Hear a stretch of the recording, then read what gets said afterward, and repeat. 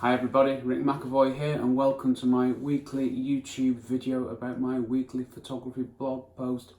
That's blog post, not bog post, which you can find on my website rickmcavoyphotography.com. Okay, so this week what am I talking about?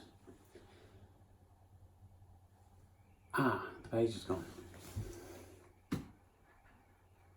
I should cut that out really, but we'll keep it real. I've got this one here in backup. Okay, sorry about that, we're back on track now.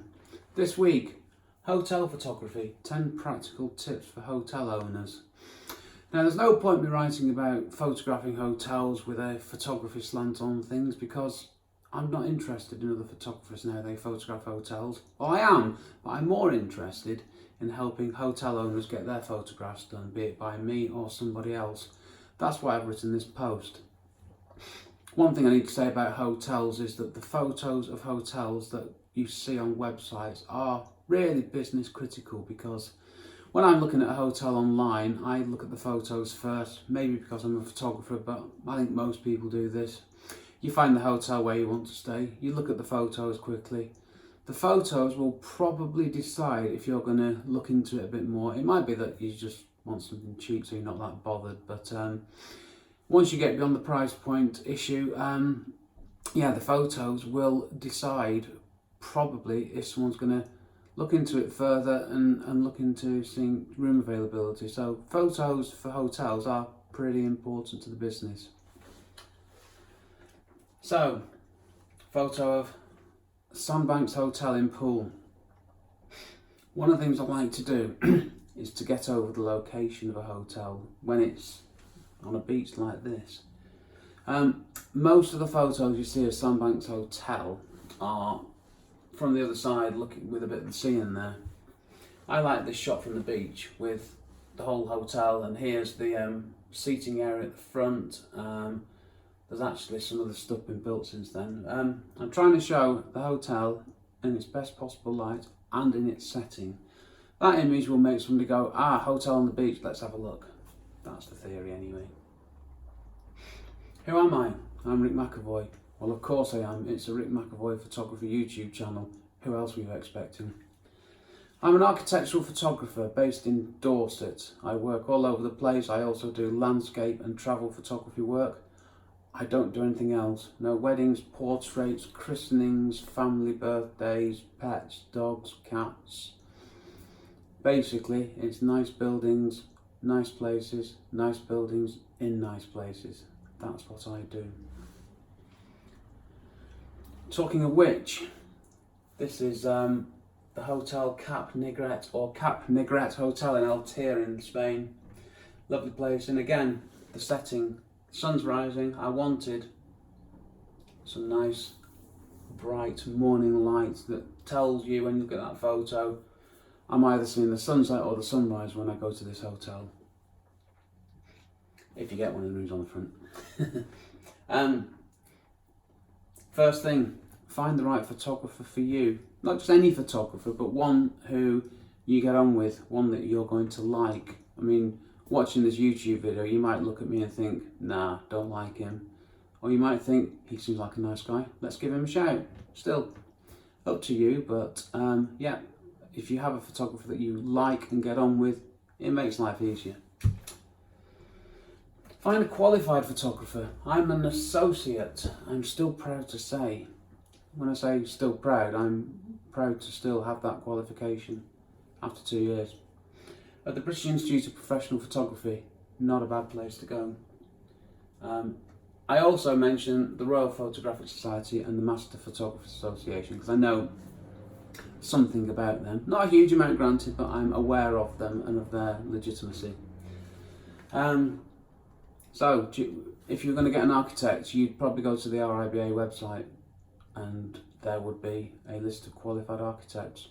Photographers are no different. It's another profession, so go to a professional body and you will be in a better place. Other professional bodies are available, I just don't know anything about them.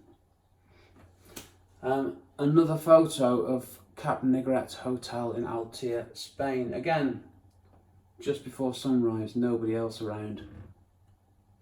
Just trying to just show the scene. Nice. So you're going to choose a photographer who is professionally qualified, I hope. Next thing, choose a photographer who photographs buildings as a speciality. I do say here, I've got nothing against wedding photographers at all. I think you're incredibly brave people. I wouldn't do it. I hate the pressure and responsibility of photographing someone's wedding, so I have nothing but respect for wedding photographers, but I wouldn't hire a wedding photographer to photograph my hotel. I'd hire an architectural photographer. You wouldn't hire an architectural photographer to photograph your wedding, would you? I wouldn't hire me to photograph my wedding, I can assure you. I hired a wedding photographer. So, an architectural photographer is what you're looking for, also known as building photographer, also known as me or any other photographer, obviously. Just kidding. Couple of bits about photographers. I talked before about personalities and getting on with the photographer. Another thing is the photographer's style. If you go to my website, you will see on my architectural photography portfolio 12 architectural photographs which are pretty much identical in terms of style and composition. They all fit together nicely.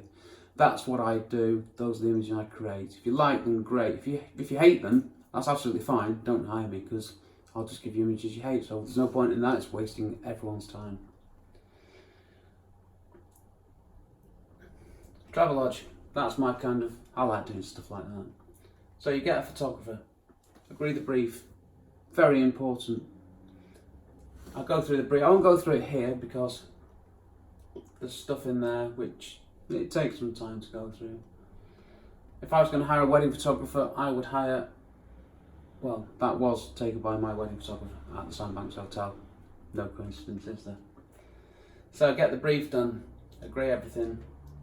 I confirm everything back to my client on every job. What's included, what isn't included, timings, deliverables, everything, and the price. The price, we'll come on to that. Shot list. As a hotel owner, if you produce a shot list, what that will do is give the photographer certainty about the images that they have to produce.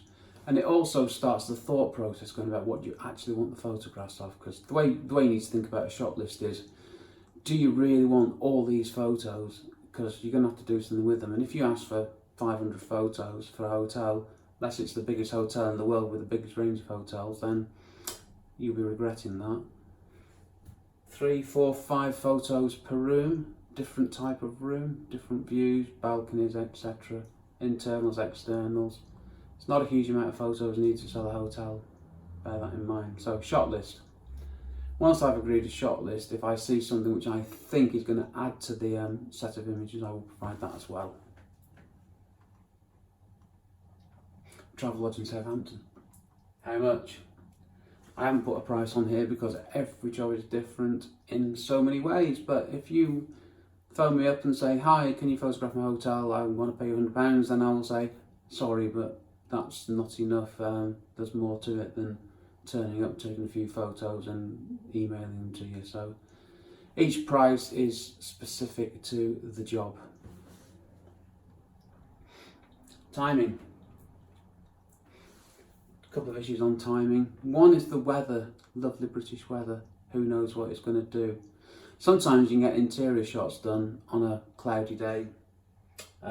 This one here didn't really matter about the weather.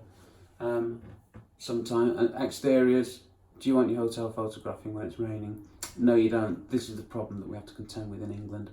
Bless our weather. The other thing on timing, sorry, brain fade. Guests. Hotels have guests, unless it's just been built and it's brand new. Do you want guests in your hotel photo shots? Can be a tricky one. It's one to discuss really, but that looks fine as a bar. It tells you everything you need to know. Welcome to Travelodge, bit of branding there.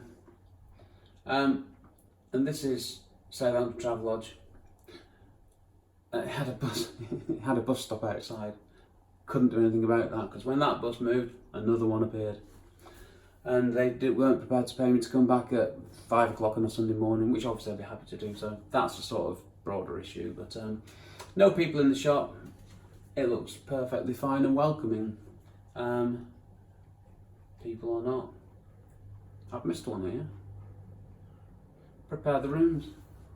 There's a list of things there that this is specific to bedrooms, really, hotel bedrooms, and it applies in houses as well, bedrooms.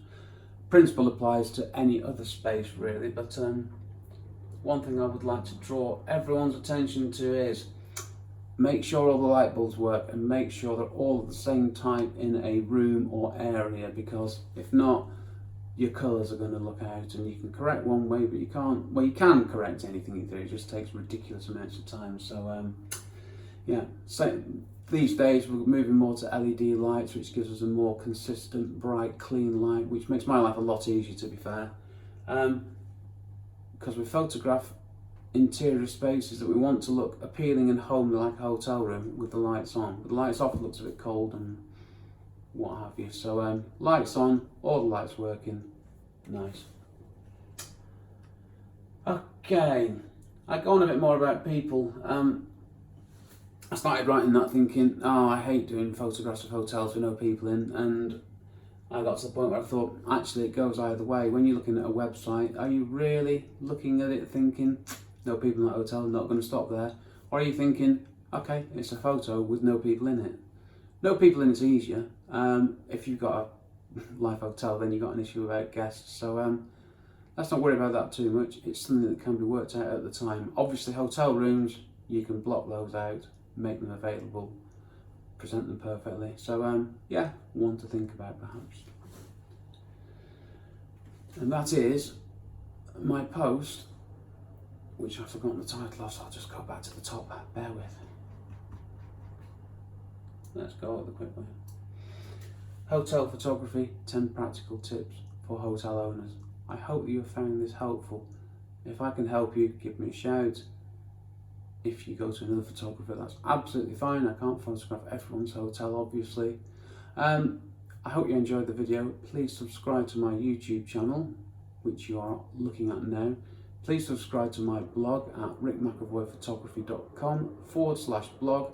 Check me out on Pinterest, Rick McEvoy Photography. And that's it. Thank you for watching, and I will see you next week. And it's time for me to press stop on the recording. One day I'll work out how to clip this out. So for now, I'm doing it in a bit of an elaborate way. Thanks for now. Bye.